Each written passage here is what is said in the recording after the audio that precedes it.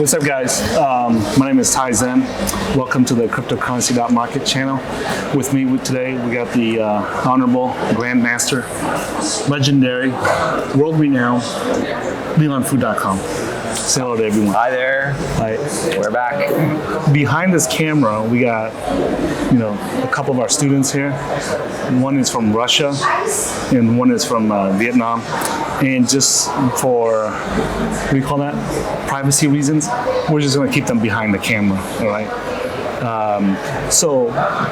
And we're gonna protect our Russian student here, and we're just gonna call you, let's just call you Vlad.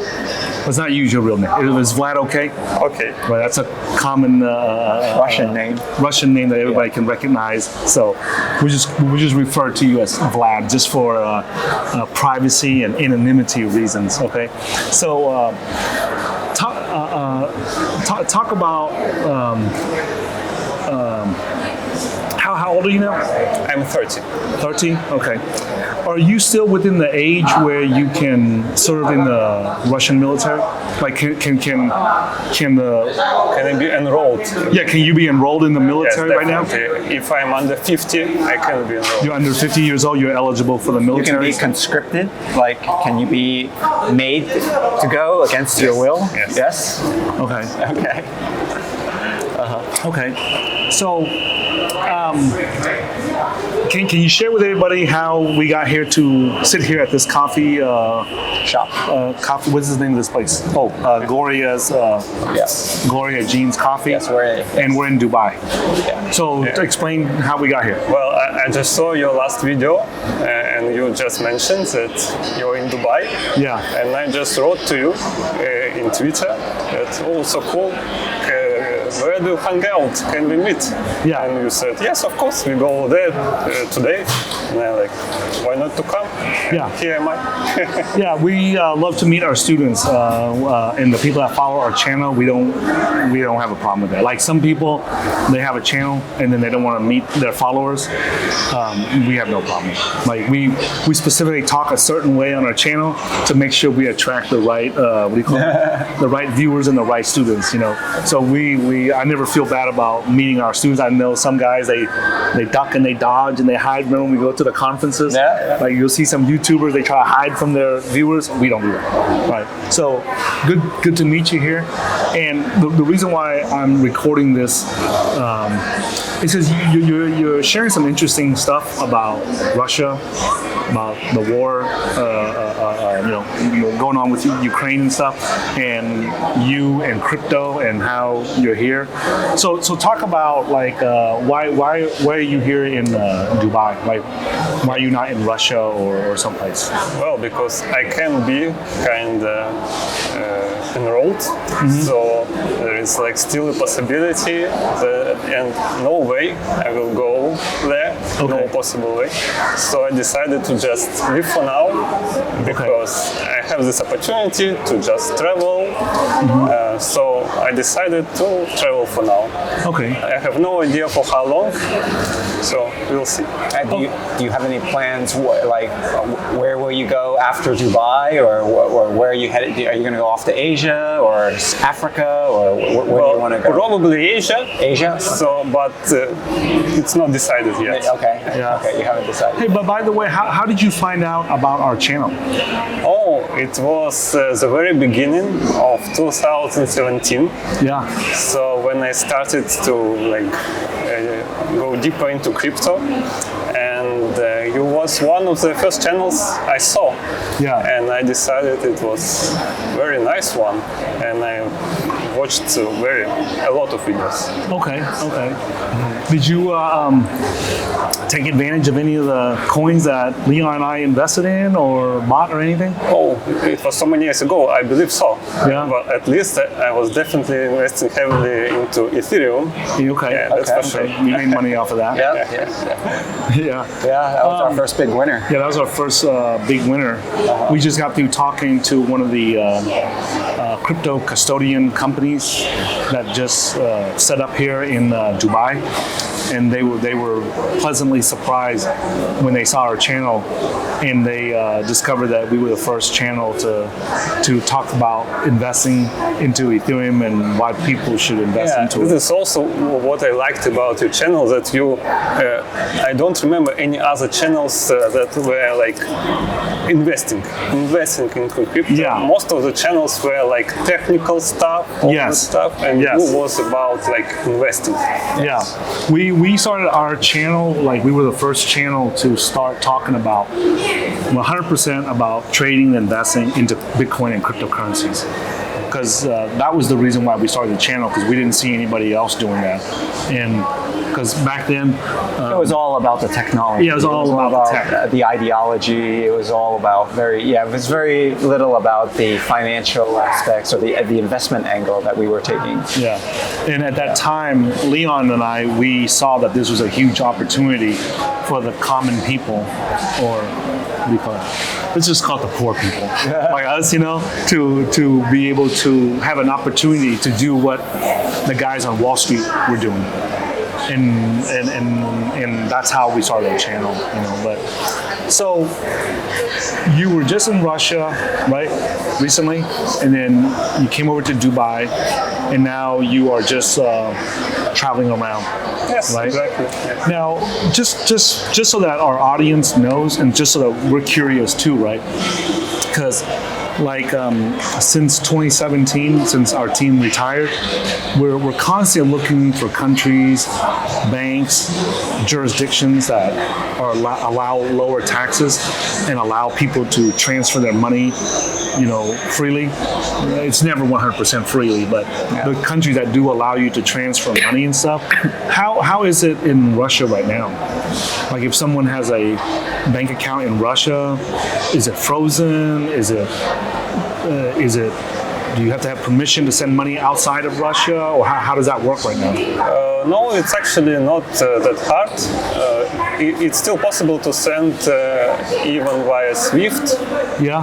But only like a few, not every bank. Like we have like main banks, Yeah.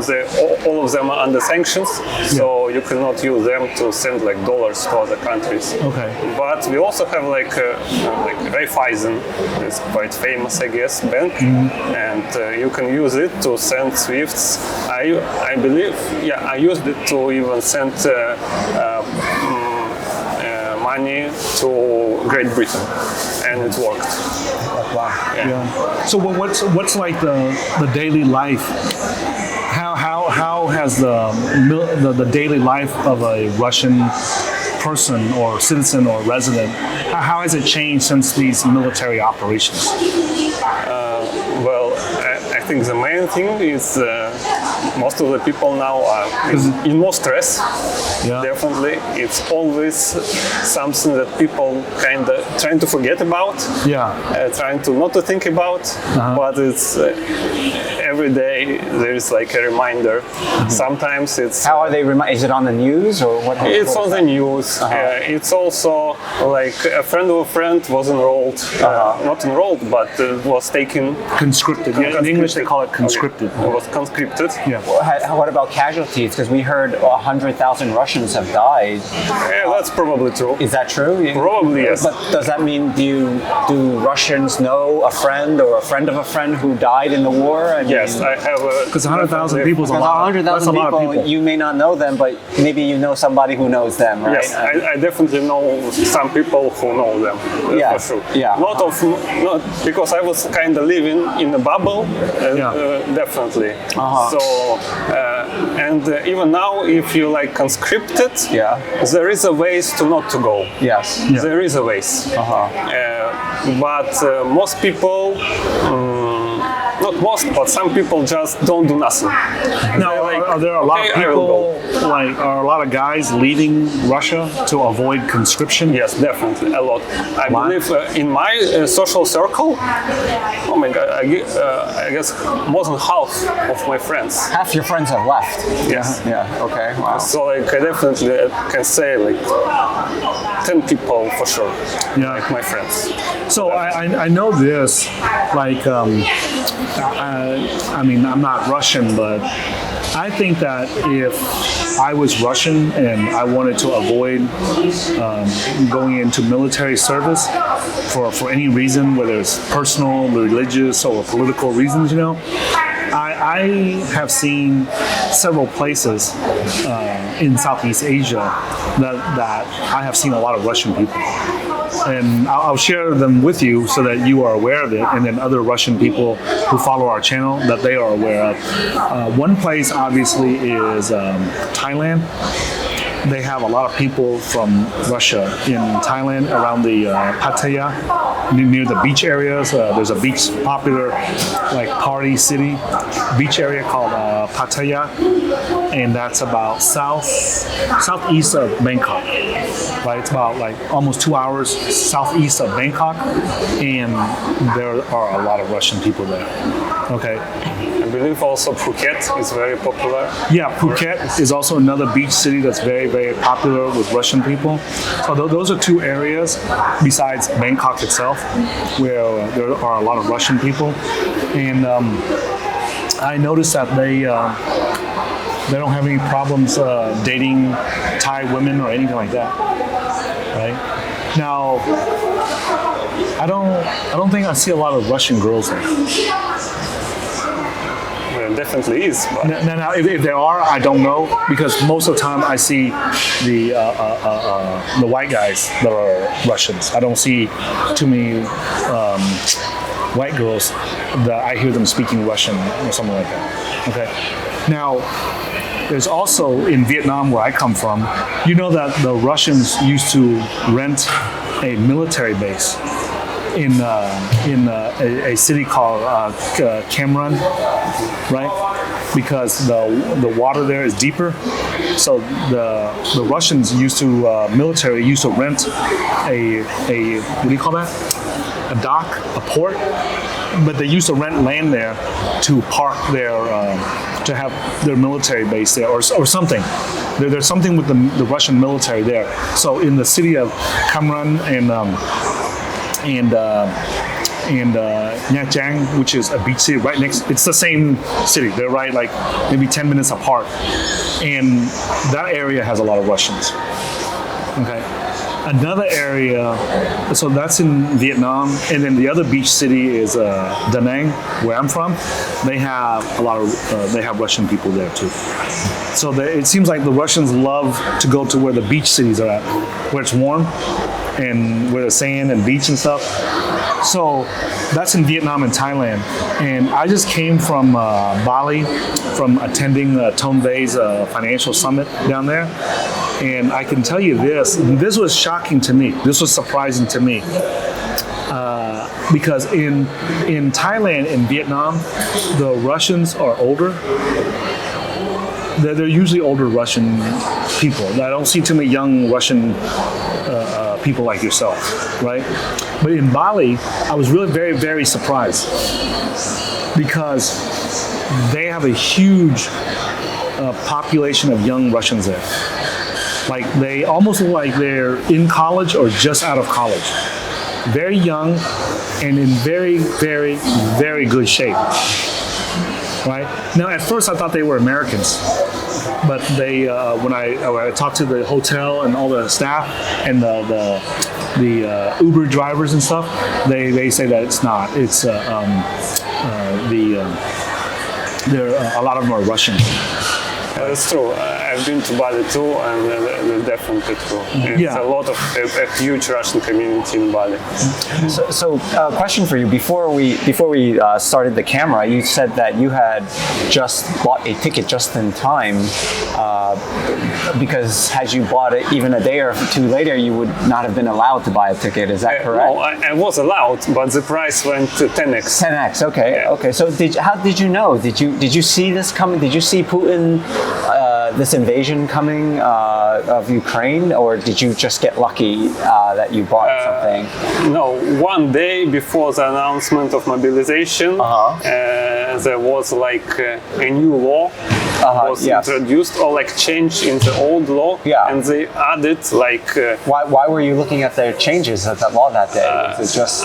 I wasn't looking, but it was in a lot of Telegram channels. Oh, okay. It was in the Telegram channels. Okay. Yeah. What was the law that was changing? Or I'm not so sure, but it's something like in a period of mobilization, if you are not coming, you can go to prison for 10 years, 10 years, something okay. like that. Okay. So they changed this, they add the word mobilization, and I was watching it, and I like something bad is happening, and Putin should have made some announcement the same day in the evening. Yeah. And I was like, okay, better. I will buy a ticket now. Oh, okay, okay, yes, okay. And the prices was still fine. Okay.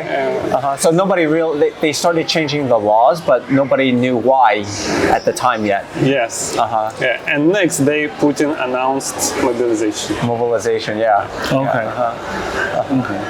And so what I don't know if this is getting political or not, but like Putin calls it a special military operations on TV, and the Ukrainians call it an invasion, and then what do the Russian people call it? War. Just war. War? Just a war. Usually war. Like almost no one people call this special military operation only on camera. On camera. Because you shouldn't say it's a war, but with each other it's only war. Okay. Is this something you think the Russian people support, or is this something Putin wants to do? Like, do you think Russians in general support this, or don't support this? Or Well, you see, again, I kind of live in a bubble, I guess. Yeah. So around none of my friends supported. None of them. Oh, yeah. Okay. But if you see the statistics, probably yes.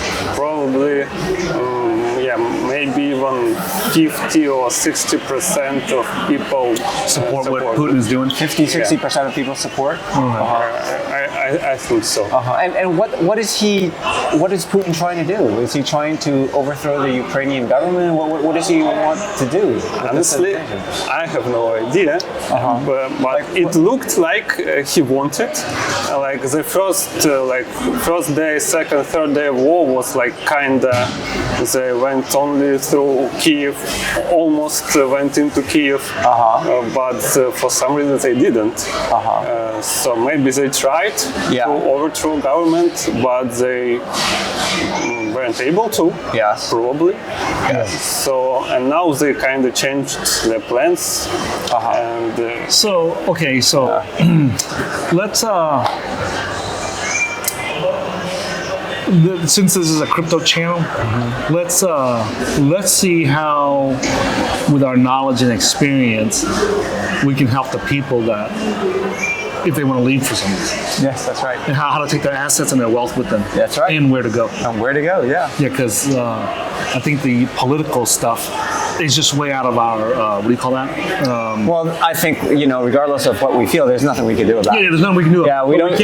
But we can spend time talking about something that we cannot affect change. Yeah. Or we can spend time talking about someone like Vlad's situation, who, if they want to leave Russia, or even the people in Ukraine, if they want to leave a war zone, what's the best way to gather your assets and take it with you? Sure. Because my family has experience in leaving when there was the war between the U.S. and Vietnam, right?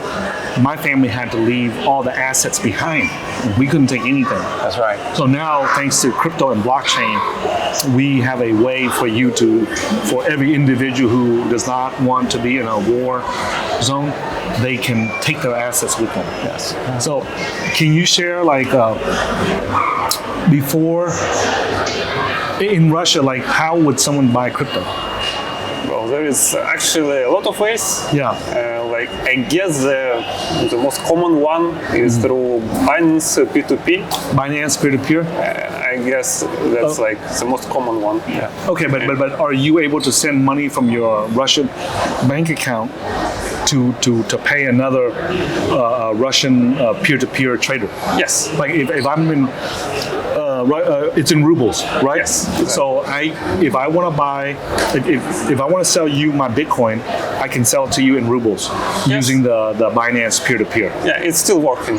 Okay, it's still working. Yeah. Okay, so it's not strange, but it's still working. Yeah. Okay, so then if that works, then I know how to do it then. Yeah. Because I've had lots of experience on the Binance peer-to-peer. It's very safe because Binance holds the Bitcoins that I want to sell you, and then when you transfer me the rubles, then you click a button and you acknowledge that you sent me the money, the rubles already. I check my bank account, I see the rubles in there, and then I release the Bitcoins, and then you receive your Bitcoins. And then if for some reason one of us lies about the transaction, then Binance will be the middleman, the arbitrator. Yeah. Okay, so it's safe. It's a safe system to use. I've transacted large volumes through that before in Thai baht and Vietnamese dong, so I know it works. So if someone wants to leave Russia, what I would, or a war zone, I'm just going to say war zone. So anybody that's whether they're on the Russia side or on the Ukraine side, they can benefit from doing it, right? What I would do is I would transfer my wealth into USDT. Okay. Some people will say transfer to Bitcoin. What do you think? I think I would hesitate just at the moment. I think for any money you need within a few years, it should be in USDT or even USDC. I think tethers. Either one, I would say. Mm-hmm. And if you want to be safe, I would even put half in USDC and then half in Tether. Okay, now some people say that they've been calling Tether a scam since we've been in crypto for like a decade now. So I think the Tether came out in like 2013 or 14, somewhere around there. They were the first stable coin, yeah. Yeah, they were the first stable coin, and to this day, we still got people calling it a scam. I don't think it's a scam.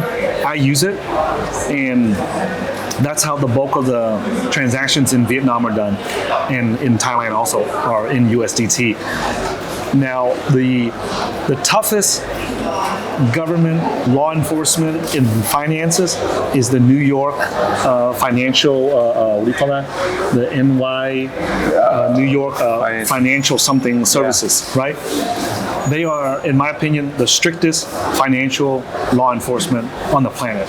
And they have looked at USDT Tether, and they've had, there was a big, what do you call that, lawsuit or complaint, and they settled it. And I believe that if there's any problems with USDT at that time, I believe that the law enforcement in the New York financial services, they would have picked that up. They would have seen that. Okay. Now, USDC claims that they are more transparent and they are more secure, right? Because their company is registered with New York and with the regulators that they're doing with. However, the thing I don't like about USDC is that they say they are more transparent, but on their when you look at their audit reports, it just says that they have the money they claim they have. Yeah. So to me, that's not really an audit. To me, that's not being very transparent. With Tether, when you go to their website, they clearly list, like out of the tethers that they have, how much is in U.S. Treasuries, how much is in this, how much is in this, and they what do you call that?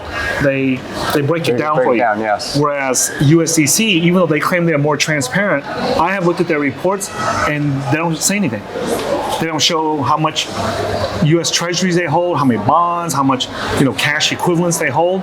So, yeah, they're claiming that they're more safe, but they don't provide any data to show you why you should believe they're more safe, other than the fact that they said they're more safe. Okay, so just be aware of those two. So if you're not sure which one, I would just say put half your money in USDC and then use USDT for the other half of your money. Right? Now, I would say to make sure you put that on a hardware wallet. I totally agree. Right? Put that on a hardware wallet and then add the 25th word in your head. So if you use a ledger, make sure you go to the where it says passphrase, right, and add a 25th word passphrase, and that becomes the 25th seed word. And you don't write that down. You don't save that in your password manager. The only place you have it is where? In your head. That's perfect. Yeah, so that in case you go through the airports and they get your seed words or they get your ledger or anything like that, they still don't have the 25th word. Yeah. Right, so you make sure you do that. Make sure that's the main thing that I would do to make sure that I protect my assets. And what I would do is, I would not try to transfer the money from like Russia or Ukraine out to another country. I would convert it all into USDT, or I should say stablecoin. Stablecoin. Yeah, convert it to a stablecoin, put it on a hardware wallet, and then I would move out of the country with it, and then wherever I settle down at, that's where I would what do you call that? That's where I would decide what to do with that. And actually, it's not so hard to exchange it anywhere. In Phuket, in Pattaya, in Bangkok, I believe it's not a. I'm not even believe. I'm sure it's not a problem. Even to find in some Russian chats, there is always. Are there exchange limits to these methods? Like, how much can you do? 5,000, 10,000, 100,000? Well, if it's like bank transfer, it's bank transfer limits. If it's a bank transfer, it's kind of, there is no limits usually, but the bank can start asking you, why did you send this money to this person? That's right. So like for example in Thailand, the limit for an online transfer is around 8,000. 8,000 US dollars. Okay. It's kind of there is not a limit in Russia, but there is like unspoken limit when they start asking you. Yeah. It's around the same, around 10,000. Okay. So of course, if you have like a big sum of money, it's much better to just take cash and just do some OTC trade, also P2P or something like that. So there is always a lot of exchanges, especially in Moscow, but also almost in any big city you can find like. There's some kind of a person who is working like this, exchanging every day, and usually you can find any amount, any possible amount. And remember to test small. Exactly, test a small transaction. Of course. You're in a new country, you're in a new exchange, you're dealing with new people. Test like $50. Right? Don't go out there and test $50,000 on the first time that you move to Thailand or Vietnam and try to exchange $50,000 or something. Right? Also, there is a lot. For example, a friend of mine is doing this. Like he has like office in Moscow, he has office here in Dubai, he has office in Bali. So he can even like you can give money in Moscow and receive it immediately in Bali. Okay. And do it like in a moment. Okay. So one person there, one person here. Okay. And again, any amount. If it's cash, any amount. $1 million, $2 million, not a problem. Okay. So you were going to be here in Dubai another couple weeks? Yeah, for sure. And then where to? You said Southeast Asia? Probably. Okay. I'm not decided it. Maybe like Kuala Lumpur, maybe Phuket. Maybe so you are just going to travel and just stay low until the next bull market? Yes. Okay. Exactly. Do you think you will go back to Russia after the war is over, or do you think you'll not go back to home? Like, what is your thinking? Yeah, I miss Moscow. You miss Moscow, huh? I miss Moscow. So you do want to be able to go back when it's safe to go back. Definitely. Yeah. Yes. Okay. All right. Cool. There's I don't blame you. That's where you grew up. So you grew up in Moscow? No, actually no. But I moved there like 6 years ago. But like I fell in love with the city. How are the Russian girls in Moscow? Perfect. Well, Moscow, Russia has a reputation for women, right? Yeah. They have it's a very well-known reputation of women. For beautiful women. For beautiful women, yes. Okay, is that true? That's true. I've never been to Moscow. Have you been to Moscow? I have not, but I've met many Russian women. Yes, I've seen many, so I do know that is true. Okay. Hope you will be able to come one day. Yeah, we hey man, that's I would rather go to Moscow than to Europe at the moment. If I had to pick a place to go, they have some really badass artwork and architecture that I would like to see. Oh yeah, there's especially in Moscow. Yeah. So how do you like Dubai? Well, it's nice. Yeah. But kind of too expensive, I guess. Yeah. It's Okay, so you're talking about that the cost of living here in Dubai versus Moscow. How But Moscow is one of the most expensive cities in the world, isn't it? I mean, no, it's not. definitely not. Okay, so like this cup of coffee here, how much is this? How much did we just pay for this cup of coffee? 20. Cappuccino is 20 20 dirhams, right? How much is 20 dirham? 20 divided by 3.6. I can say definitely like 2 times more expensive than in Moscow. Oh, for it is? sure. Really? And if we compare like rental prices, rental price. It's insane. Yeah. For example, even here, I'm renting a very like small apartment, not new at all, for $2,100 per month. And for the same price in Moscow, you can rent a really nice apartment in the very center. Oh wow! So, For how much? for $2,000. Oh yeah. 2,000 a month. Okay. Okay. And it's going to be very nice new apartment. Yeah. So like this cup of coffee would be $5.55 in the U.S. What's a cup of coffee? Just It's definitely cheaper in Moscow. oh, it's cheaper in Moscow. It's cheaper. Okay. Okay. Yeah, Moscow is actually quite cheap if you compare with London, with Dubai, with Tel Aviv. Definitely much cheaper. Yeah, like if I was living in one of those war zones and I wanted to leave, my first choice would probably be like in Southeast Asia, because the cost of living is so much lower, and I don't have to worry about violence. I don't have to worry about getting hurt when I go out in the streets, things like that, because it's very, very safe in Southeast Asia. So that's something that I would consider, especially if you don't know, like we don't know how long this bear market's going to last, right? So if you have a certain amount of money and you want to make it go, as long as you can, while you wait for the next bull market, I would think that Southeast Asia is much more, what do you call that?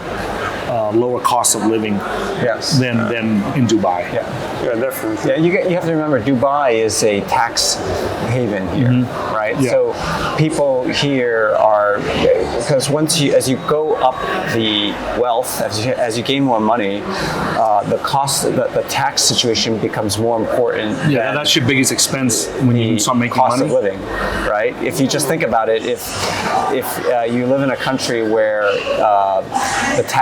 they're taxing you on a percentage of the profits you make, well, at a certain point, that percentage of your profit is much more than whatever this cup of coffee is. Whatever the cost of living is. Whatever the cost of living is. Makes sense, So Dubai is expensive because the people that come here, yes, they're paying 2-3 times more for coffee, but they're paying nothing on taxes.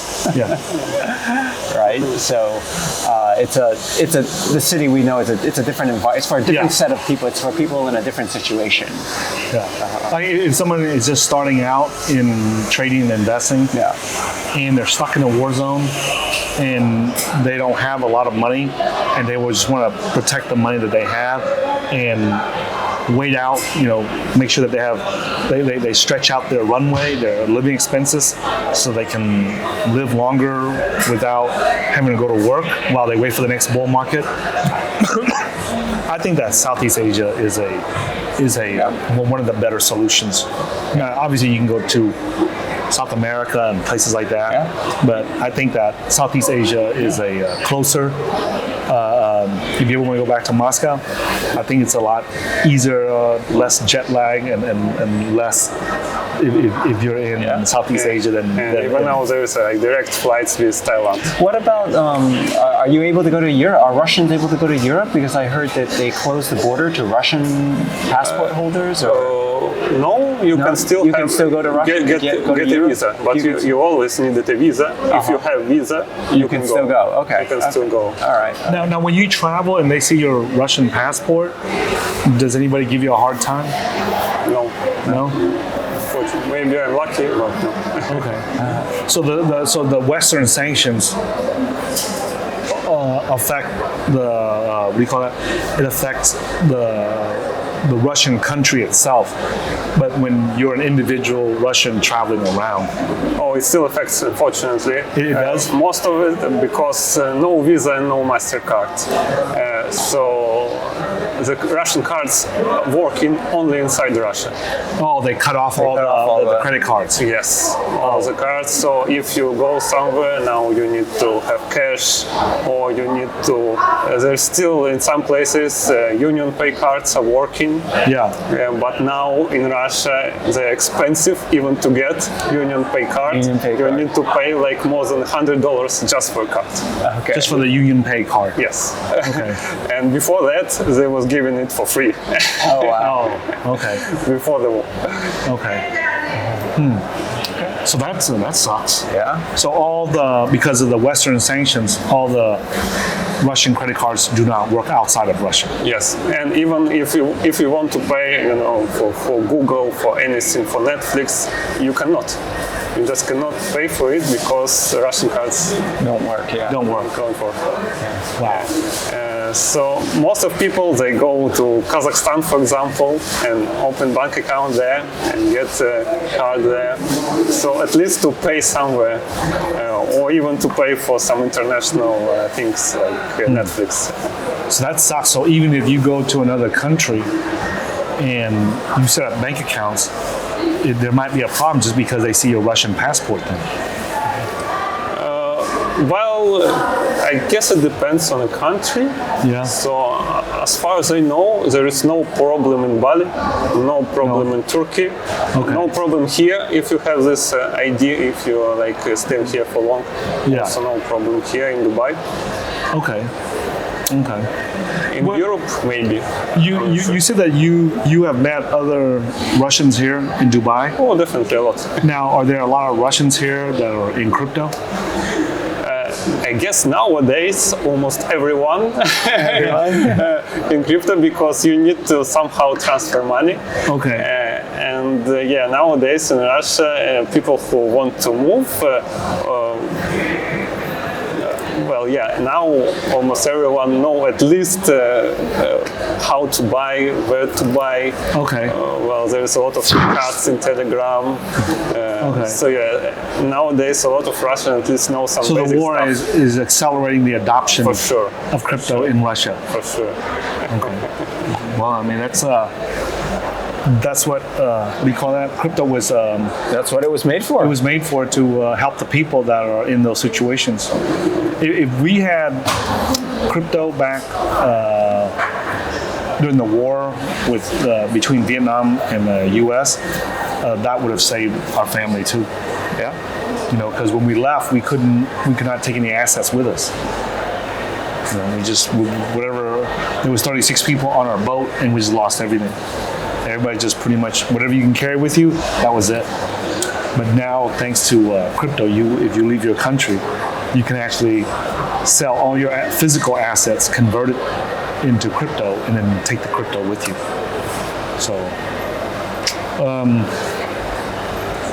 what you've been following our channel for a long time now.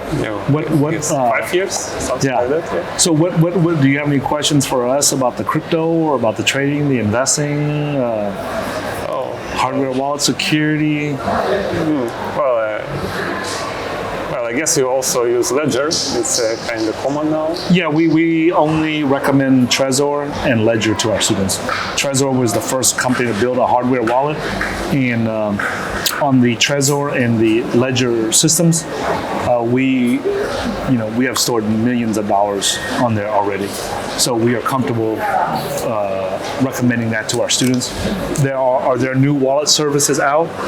Yeah, we're testing some of them, but at this moment we don't feel comfortable enough to recommend that, because that's in order for us to recommend it, we have to be confident that there's no that is highly secured. And with the Trezor and the Ledger, we've used it for many years already, and our students have used it, our team has used it, so we are more comfortable recommending only those two systems.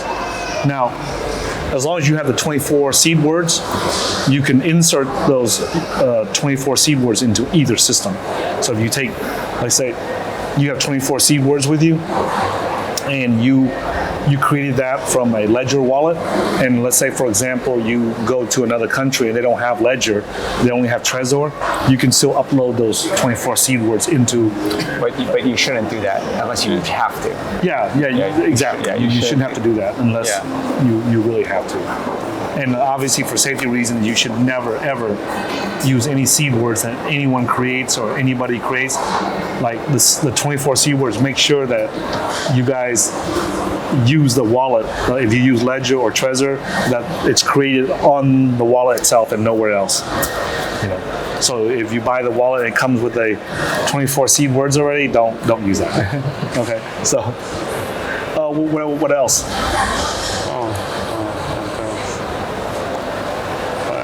To think right now. So I want to ask you guys, how about the Bitcoin price in Russia now compared to these outside the Russia?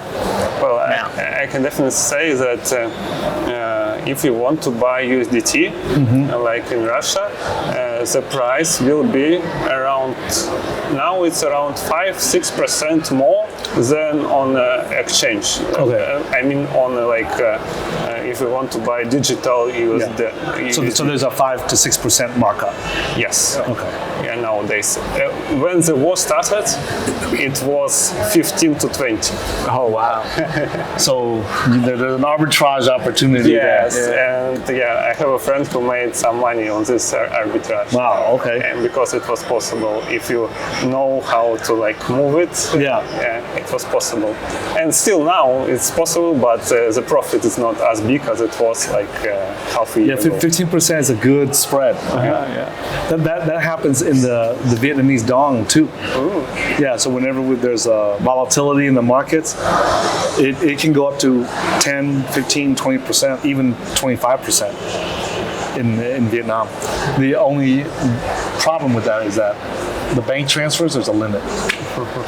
So per transaction, so if you want to push in $1 million and then take it out and then make you a fast 20% profit, it's still hard. Yeah, because you're not able to push in that much volume. Yeah, and also in Russia right now, price for dollar cash is 5 to 6% higher than price for dollar digital. Oh, cash. You mean physical cash is 5% more than digital? Physical cash is approximately the same as USDT. Okay. Yeah, and it's higher than the digital. Because if you buy dollars digital, before the war it was very easy. You go to any ATM and take dollars. Yeah. Nowadays it's impossible to take dollars from bank. Okay. From bank account. Okay. Okay. So you're single, right? No wife, no kids? I had, but I divorced a few years ago. Oh, okay.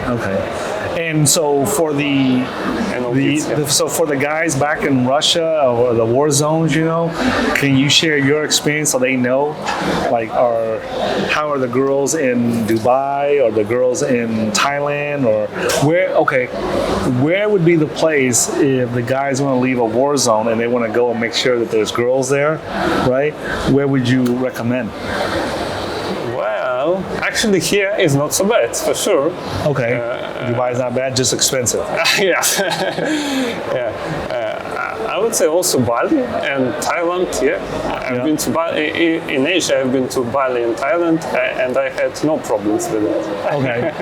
So you know that there are a lot of. But you need to know English, at least basic English. Okay. Okay. It's a better. Okay. Okay. So, okay. Well, that's. There is also a lot of Russian girls in Bali, in Thailand, so it's not a big issue. It's not a big issue. Okay. Well, that way, if they're trying to leave a war zone, at least they have an idea where to go to. Yeah. Hey, also, like when you guys are in Russia, right? Like, what are the channels that the Russian crypto traders and investors, like what channels do they follow, or who do they follow? Do they follow like Western crypto traders more, or Eastern crypto traders more, or Unfortunately, in Russia, not so many people knows English very well, good enough. So yeah, usually it's some Russian speakers, bloggers. Yeah, we also have a few famous ones, but most of them, I believe, in Telegram. Telegram is very, very popular in Russia. Yeah. So you follow the Russian channels and the English channels, Yes. right? Yeah. So what do you see as like a big difference between the English crypto YouTubers and then the Russian crypto YouTubers, or the English speaking crypto traders versus the Russian-speaking crypto traders? Well, that's a quite interesting question, and I can't say that I see a huge difference. But back in 2017, the difference was huge because you was able to find a lot of information in English, but almost no information in Russian. So that definitely helped me, like to go into space. So, like for example, like if you look at the Vietnamese crypto traders and investors versus the, let's say, the American crypto traders and investors, right? The Vietnamese crypto traders, they don't give a shit about like the censorship resistant, the permissionless, the decentralization, the immutability of the blockchain. They don't give a shit about none of that. Like when you talk to them, they will shake their heads and say, yeah, that's important, yeah. But they really don't give a shit. All they care about is that, hey man, this is another gambling technique to make money, and hey man, good luck, man. Like that's like the majority of the Vietnamese community. Like, and if you don't know that, the culture is different there, right? Like they, everything is public in Vietnam. It's a public culture. It's a community culture. So they don't believe in individualism. They don't believe in privacy. That's just not part of their culture. So when you tell them that blockchain or crypto has privacy features, they don't see any value in that. I guess in this sense, Russians have much more in common with Europeans and Americans, for sure. Okay, so they value privacy? Definitely, and also we kind of also don't trust our government at all. Okay. In general. Yeah, like in Vietnam it's a little bit different. Like the people do trust the government. Like it's extremely rare that you hear somebody saying anything bad about the high-level government officials, because it takes a lot of what do you call that? It takes a lot of talent to get to that level, and people know that's not easy. So if you make it to that top-level government leaders, it's really hard to find somebody to talk shit about you. Unfortunately, no. In Russia, it's usually like a son of somebody. If he went to the top, he definitely a son of somebody. The son of a general, or the son of a government official. You like in Vietnam, they have that too. So it's not like it's immune to that, but you still have to demonstrate that you can actually perform before they move you up. So even if you have a politically strong dad or a popular dad, he can help get you in there, but you still have to work your way up. It's not just going to be automatic just because your dad's the general. Oh, that's cool. Unfortunately, in Russia, it's not like this. Yeah. You can be just a son of a general, and you can be a dump of as shit, but you will be on some high position. Yeah, that's going to be tough. So. Okay. Is there any other message or any last words that you would share with your comrades who are trying to leave a war zone? I would say that please put some time and effort into researching crypto and at least some basic knowledge about how it works. Yeah. Because it will help you for sure. Yeah, at least even if you don't plan on leaving a war zone, at least know how crypto works, just in case you need to move your assets. Exactly. Okay. Just do some research. It's even in Russian language. It's a lot of stuff right now. Okay, so we don't know the Russian channels. Like, are there reliable Russian channels that you would recommend to people who are new to crypto in Russia so they can follow it in the Russian language? Who would you? Probably there is like Sergey. I saw drops. He is quite a nice guy, but I'm not sure there is like a lot of stuff to like for educational stuff. Like for example, like Tom Vase is Russian. Oh, Well, he speaks Russian. oh. Do you guys? Is that someone that a He's lot of not people? famous in Russia for sure. He's not. Okay. I heard about him from you. Yeah. Okay. Yeah, I'm surprised that he doesn't broadcast more in Russian. Once in a while, I see him do, but I tell him all the time, why don't you broadcast more in Russian? Yeah, so. Okay, well, that was an interesting conversation with you because we didn't expect to meet you here. So that was pretty cool, you know. Yeah. So, well, thanks for watching this video, guys. And if you, I don't know, if you happen to be in Dubai or in Southeast Asia, let me know. We'll meet up. All right. All right. Thanks for watching this, and then you can follow Leon on Leon Sifu. and you can follow me Yeah, on Leon. Twitter at Hey Tai Zen. All right. So we'll see you guys in a future video.